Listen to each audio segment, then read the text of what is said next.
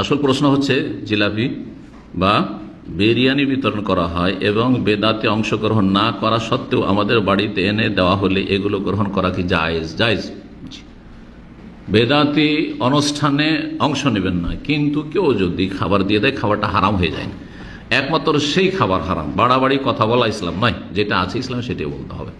বাড়াবাড়ি থেকে বাঁচতে হবে, ছাড়াছাড়িতে বাঁচতে, এফরাত থেকে বাঁচতে হবে, তাফরিদ থেকে। ঘাটতিও না থাকে আর বাড়তিও না থাকে। একমাত্র সেই খাবার হারাম যেই খাবার আল্লাহ ছাড়া অন্যের জন্য কোরবান করা হয়েছে, উৎসর্গ করা হয়েছে।